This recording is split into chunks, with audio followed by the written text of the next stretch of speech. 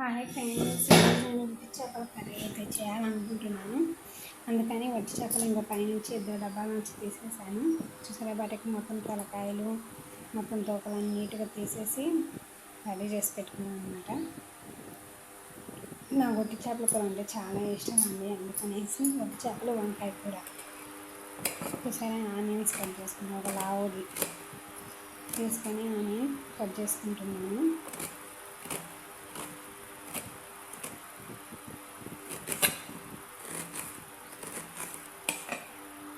Onions బాగా taste వస్తాయండి అసలు వట్టి చేపల కూరలో. తర్వాత బ్రింజల్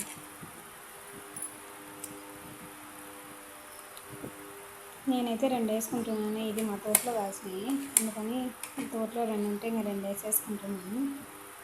నేను వంకాయలు మామూలుగా అందరూ షార్ట్గా చేసుకుంటాను, నేను స్ట్రైట్గా కట్ చేసుకుంటానండి వంకాయలు.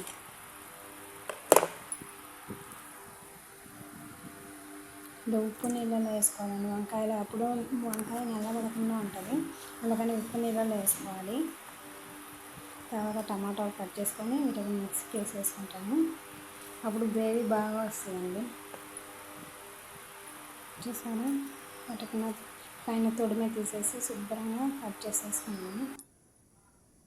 తర్వాత కడాయి పెట్టేసేసుకొని నెక్స్ట్ ఈ చేపలను అయితే వేయించుకోవాలి. బాగా నల్లగా, కొంచెం దూరగా నల్లగా వచ్చేంత వరకు మనం నీట్గా వేయించుకోవాలి.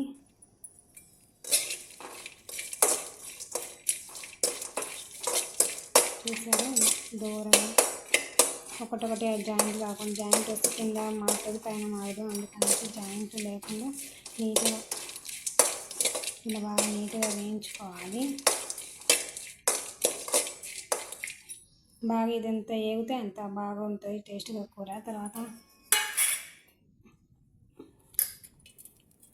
చెరవ పెట్టేసుకొని దాంట్లో ఇంకా ఆయిల్ మేము చాలా తక్కువ తింటాము.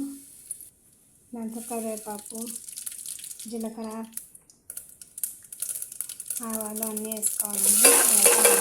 ఆనియన్స్ బాగా ఫ్రై అయిన తర్వాత వేరే టమాటా వేసుకోవాలి. ఈ ఫ్రై కాకముందు వేసుకుంటే అది పచ్చిగా ఉంటుంది, ఇది పచ్చిగా ఉంటుంది. మసాలా కొంచెం బాగా వేయాలి. వేగిన తర్వాత మిక్సీలోకి టమాటాలు తీసేసుకోవాలి.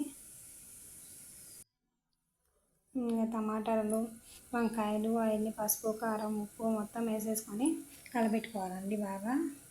చూసారా, వంకాయలు కూడా వేసేసాను, టమాటాలు అన్నీ వేసేసుకొని పసుపు, కారం, ఉప్పు కూడా వేసుకొని శుభ్రంగా కలపెట్టుకోవాలి.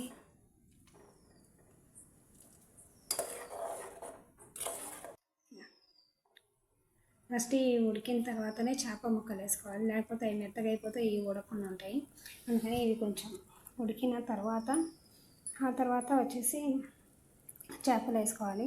దీంట్లో ఇప్పుడు కొంచెం చింతపండు రసం పక్కన వేపెట్టుకోవాలి. చింతపండు రసమును సో ఈ చేపని శుభ్రంగా కడుక్కోవాలండి. కడుక్కోకపోతే కనుక ఈ ఇసుక అందు ఉంటుంది, అందుకని 2 సార్లు నీట్గా కడిగేస్తానండి. చూసారా, నీట్గా శుభ్రంగా కడుక్కొని ఇంకా దాంతో వేసేసుకొని ఇంకా దాంతో మసాలా, కొంచెం చింతపండు రసము ఇప్పుడే వేసేస్తే ఇంకా కూర రెడీ అయిపోతుందండి. చేపల పులుసు రెడీ. దీంట్లో కొంచెం చింతపండు రసం, కొంచెం మసాలా వేసేసుకోవాలి. నెక్స్ట్ లైక్ చేసి సబ్స్క్రైబ్ చేసుకోండి ఫ్రెండ్స్.